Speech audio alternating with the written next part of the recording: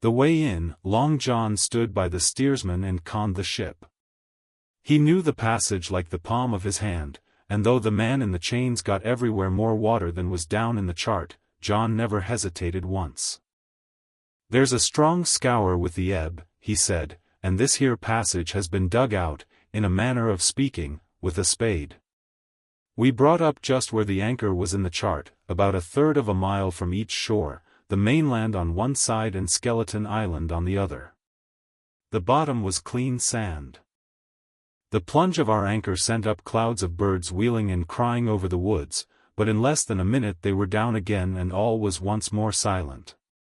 The place was entirely landlocked, buried in woods, the trees coming right down to high water mark, the shores mostly flat, and the hilltops standing round at a distance in a sort of amphitheatre, one here, one there. 2 little rivers, or rather 2 swamps, emptied out into this pond, as you might call it, and the foliage round that part of the shore had a kind of poisonous brightness. From the ship we could see nothing of the house or stockade, for they were quite buried among trees, and if it had not been for the chart on the companion, we might have been the first that had ever anchored there since the island arose out of the seas. There was not a breath of air moving, nor a sound but that of the surf booming half a mile away along the beaches and against the rocks outside. A peculiar stagnant smell hung over the anchorage, a smell of sodden leaves and rotting tree trunks. I observed the doctor sniffing and sniffing, like someone tasting a bad egg. "I don't know about treasure," he said, "but I'll stake my wig there's fever here." If the conduct of the men had been alarming in the boat, it became truly threatening when they had come aboard. They lay about the deck growling together in talk. The slightest order was received with a black look and grudgingly and carelessly obeyed. Even the honest hands must have caught the infection, for there was not one man aboard to mend another. Mutiny, it was plain, hung over us like a thundercloud. And it was not only we of the cabin party who perceived the danger. Long John was hard at work going from group to group, spending himself in good advice, and as for example no man could have shown a better. He fairly outstripped himself in willingness and civility, he was all smiles to everyone. If an order were given, John would be on his crutch in an instant, with the cheeriest "Aye, sir," in the world, and when there was nothing else to do, he kept up one song after another, as if to conceal the discontent of the rest. Of all the gloomy features of that gloomy afternoon, this obvious anxiety on the part of Long John appeared the worst. We held a council in the cabin. "Sir," said the captain, "if I risk another order, the whole ship will come about our ears by the run. You see, sir, here it is. I get a rough answer, do I not? Well, if I speak back, pikes will be going in 2 shakes, if I don't, Silver will see there's something under that, and the game's up. Now, we've only one man to rely on." "And who is that?" asked the squire. "Silver, sir," returned the captain, "he's as anxious as you and I to smother things up. This is a tiff, he'd soon talk M out of it if he had the chance, and what I propose to do is to give him the chance. Let's allow the men an afternoon ashore. If they all go, why we'll fight the ship. If they none of them go, well then, we hold the cabin, and God defend the right. If some go, you mark my words, sir, Silver'll bring M aboard again as mild as lambs." It was so decided. Loaded pistols were served out to all the sure men. Hunter, Joyce, and Redruth were taken into our confidence and received the news with less surprise and a better spirit than we had looked for, and then the captain went on deck and addressed the crew. "My lads," said he, "we've had a hot day and are all tired and out of sorts. A turn ashore'll hurt nobody. The boats are still in the water, you can take the gigs, and as many as please may go ashore for the afternoon. I'll fire a gun half an hour before sundown."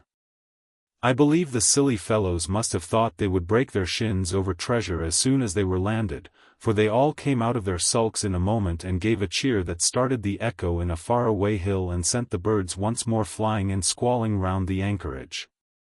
The captain was too bright to be in the way. He whipped out of sight in a moment, leaving Silver to arrange the party, and I fancy it was as well he did so. Had he been on deck, he could no longer so much as have pretended not to understand the situation. It was as plain as day. Silver was the captain, and a mighty rebellious crew he had of it. The honest hands and I was soon to see it proved that there were such on board must have been very stupid fellows. Or rather, I suppose the truth was this, that all hands were disaffected by the example of the ringleaders, only some more, some less, and a few, being good fellows in the main, could neither be led nor driven any further. It is one thing to be idle and skulk, and quite another to take a ship and murder a number of innocent men. At last, however, the party was made up. 6 fellows were to stay on board, and the remaining 13, including Silver, began to embark. Then it was that there came into my head the first of the mad notions that contributed so much to save our lives. If 6 men were left by Silver, it was plain our party could not take and fight the ship, and since only 6 were left, it was equally plain that the cabin party had no present need of my assistance. It occurred to me at once to go ashore. In a jiffy I had slipped over the side and curled up in the foresheets of the nearest boat, and almost at the same moment she shoved off. No one took notice of me, only the bow oar saying, "Is that you, Jim? Keep your head down." But Silver, from the other boat, looked sharply over and called out to know if that were me, and from that moment I began to regret what I had done. The crews raced for the beach, but the boat I was in, having some start and being at once the lighter and the better manned, shot far ahead of her consort, and the bow had struck among the shoreside trees, and I had caught a branch and swung myself out and plunged into the nearest thicket, while Silver and the rest were still 100 yards behind. "Jim, Jim!" I heard him shouting. But you may suppose I paid no heed. Jumping, ducking, and breaking through, I ran straight before my nose till I could run no longer. 14 The first blow I was so pleased at having given the slip to Long John that I began to enjoy myself and look around me with some interest on the strange land that I was in. I had crossed a marshy tract full of willows, bulrushes, and odd, outlandish, swampy trees, and I had now come out upon the skirts of an open piece of undulating, sandy country, about a mile long, dotted with a few pines and a great number of contorted trees, not unlike the oak in growth, but pale in the foliage, like willows. On the far side of the open stood one of the hills, with 2 quaint, craggy peaks shining vividly in the sun. I now felt for the first time the joy of exploration. The isle was uninhabited, my shipmates I had left behind, and nothing lived in front of me but dumb brutes and fowls. I turned hither and thither among the trees. Here and there were flowering plants, unknown to me. Here and there I saw snakes, and one raised his head from a ledge of rock and hissed at me with a noise not unlike the spinning of a top. Little did I suppose that he was a deadly enemy and that the noise was the famous rattle. Then I came to a long thicket of these oak-like trees or evergreen, oaks, I heard afterwards they should be called, which grew low along the sand like brambles, the boughs curiously twisted, the foliage compact, like thatch.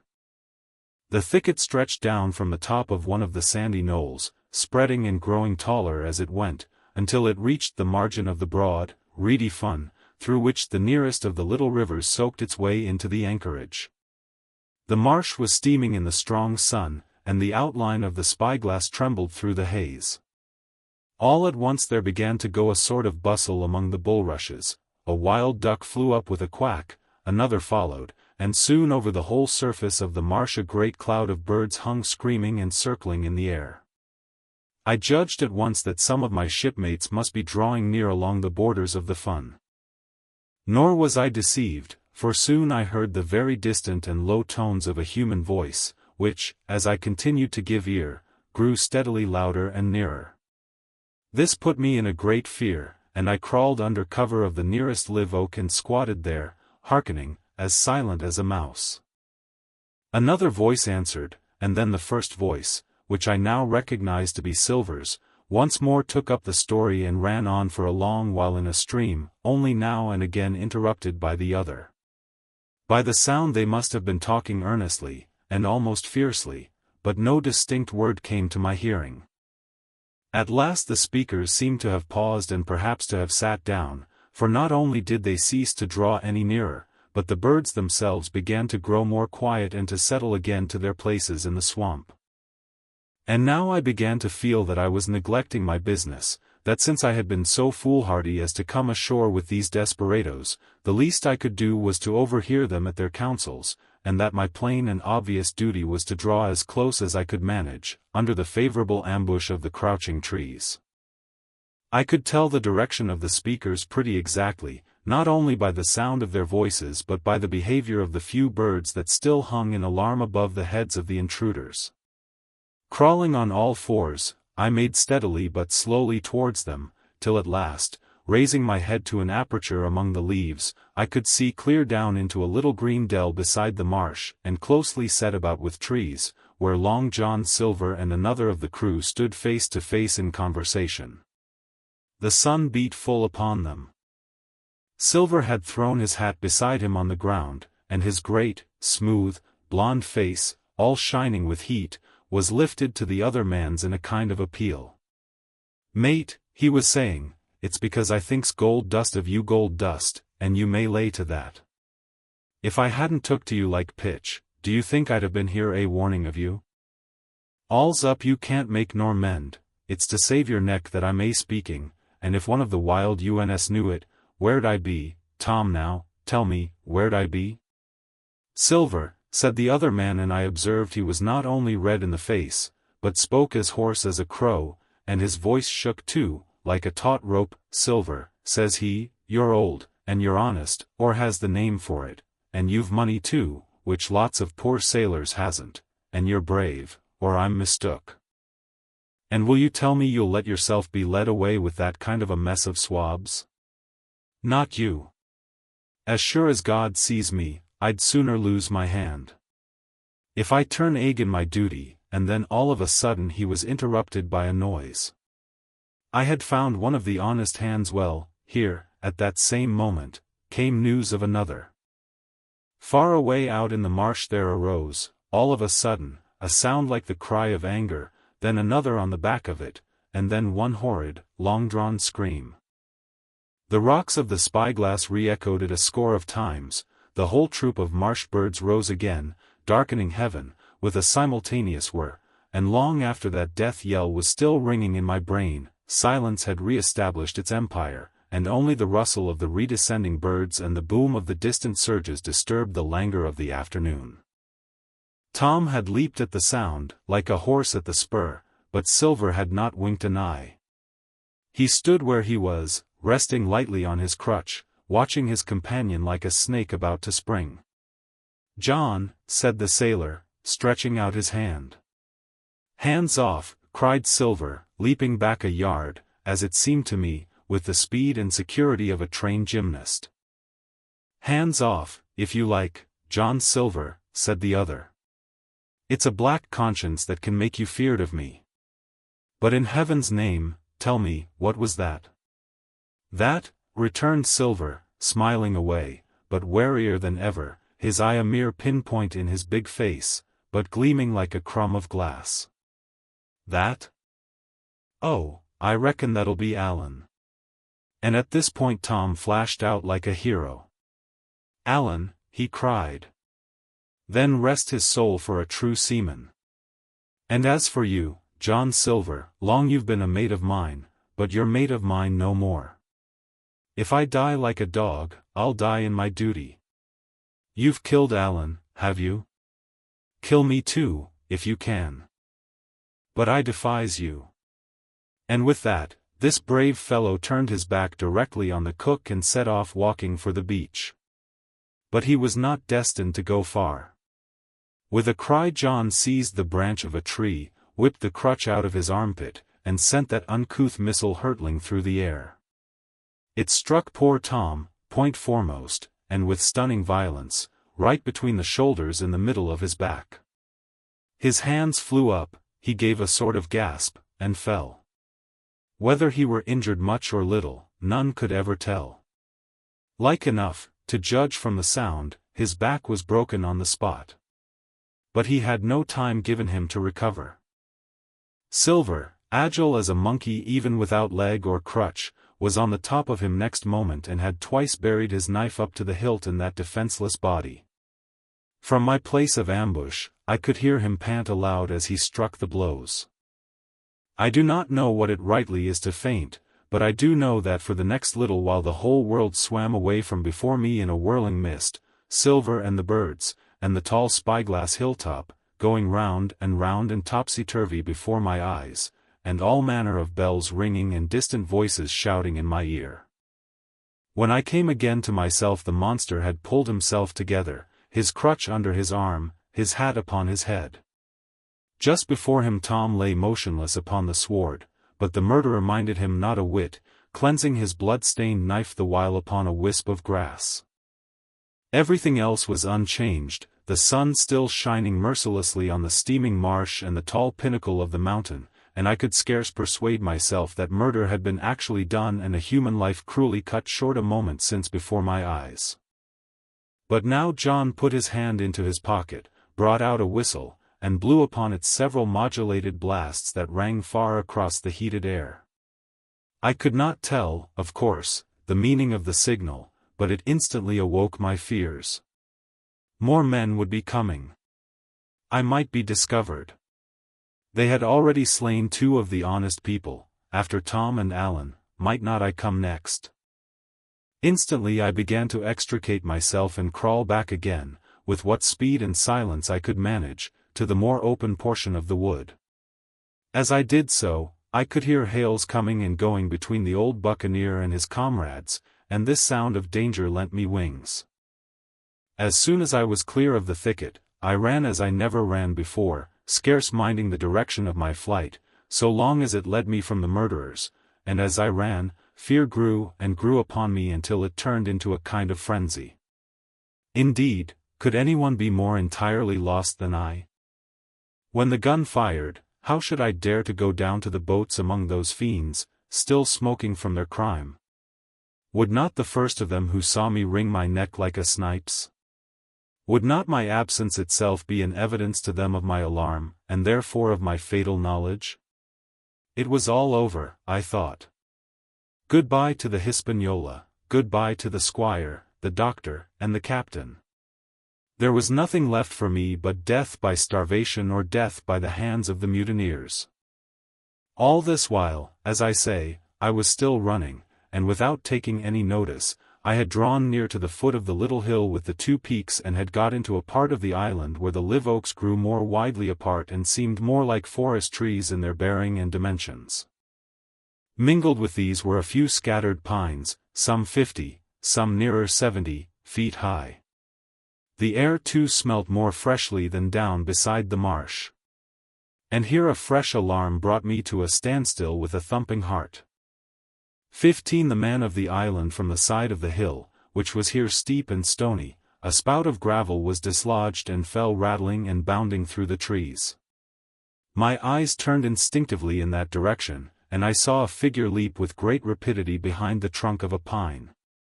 What it was, whether bear or man or monkey, I could in no wise tell. It seemed dark and shaggy, more I knew not. But the terror of this new apparition brought me to a stand. I was now, it seemed, cut off upon both sides, behind me the murderers, before me this lurking nondescript.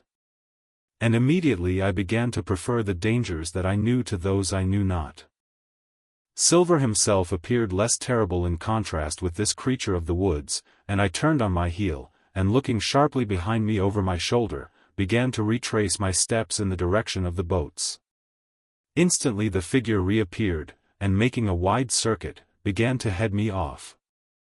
I was tired, at any rate, but had I been as fresh as when I rose, I could see it was in vain for me to contend in speed with such an adversary. From trunk to trunk the creature flitted like a deer, running manlike on 2 legs, but unlike any man that I had ever seen, stooping almost double as it ran. Yet a man it was, I could no longer be in doubt about that. I began to recall what I had heard of cannibals. I was within an ace of calling for help. But the mere fact that he was a man, however wild, had somewhat reassured me, and my fear of Silver began to revive in proportion. I stood still, therefore, and cast about for some method of escape, and as I was so thinking, the recollection of my pistol flashed into my mind. As soon as I remembered I was not defenseless, courage glowed again in my heart, and I set my face resolutely for this man of the island and walked briskly towards him. He was concealed by this time behind another tree trunk, but he must have been watching me closely, for as soon as I began to move in his direction he reappeared and took a step to meet me.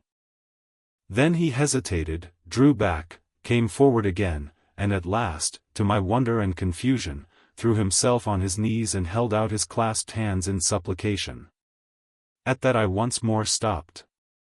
"Who are you?" I asked. "Ben Gunn," he answered, and his voice sounded hoarse and awkward, like a rusty lock. "I'm poor Ben Gunn, I am, and I haven't spoke with a Christian these 3 years." I could now see that he was a white man like myself and that his features were even pleasing. His skin, wherever it was exposed, was burnt by the sun, even his lips were black, and his fair eyes looked quite startling in so dark a face. Of all the beggar-men that I had seen or fancied, he was the chief for raggedness. He was clothed with tatters of old ship's canvas and old sea-cloth, and this extraordinary patchwork was all held together by a system of the most various and incongruous fastenings, brass buttons, bits of stick, and loops of tarry gaskin. About his waist he wore an old brass-buckled leather belt, which was the one thing solid in his whole accoutrement. 3 years. I cried. "Were you shipwrecked?" "Nay, mate," said he, "marooned." I had heard the word, and I knew it stood for a horrible kind of punishment common enough among the buccaneers, in which the offender is put ashore with a little powder and shot and left behind on some desolate and distant island. "Marooned 3 years agone," he continued, "and lived on goats since then, and berries, and oysters." "Wherever a man is," says I, "a man can do for himself. But, mate, my heart is sore for Christian diet. You mightn't happen to have a piece of cheese about you, now?" "No." "Well, many's the long night I've dreamed of cheese toasted, mostly, and woke up again, and here I were. If ever I can get aboard again," said I, "you shall have cheese by the stone." All this time he had been feeling the stuff of my jacket, smoothing my hands, looking at my boots, and generally, in the intervals of his speech, showing a childish pleasure in the presence of a fellow creature. But at my last words he perked up into a kind of startled slyness. "If ever you can get aboard again, says you?" he repeated. "Why, now, who's to hinder you?" "Not you, I know," was my reply. "And right you was," he cried. "Now you, what do you call yourself, mate?" "Jim," I told him. "Jim, Jim," says he, quite pleased apparently. "Well, now, Jim, I've lived that rough as you'd be ashamed to hear of. Now, for instance, you wouldn't think I had had a pious mother to look at me?" he asked. "Why, no, not in particular," I answered. "Ah, well," said he, "but I had, remarkable pious. And I was a civil, pious boy, and could rattle off my catechism that fast, as you couldn't tell one word from another. And here's what it come to, Jim, and it begun with Chuck Farthen on the blessed gravestones. That's what it begun with, but it went further than that, and so my mother told me, and predict the whole, she did, the pious woman. But it were Providence that put me here. I've thought it all out in this here lonely island, and I'm back on piety. You don't catch me tasting rum so much, but just a thimbleful for luck, of course, the first chance I have. I'm bound I'll be good, and I see the way to." And, Jim, looking all round him and lowering his voice to a whisper, "I'm rich." I now felt sure that the poor fellow had gone crazy in his solitude, and I suppose I must have shown the feeling in my face, for he repeated the statement hotly, "Rich? Rich?" I says.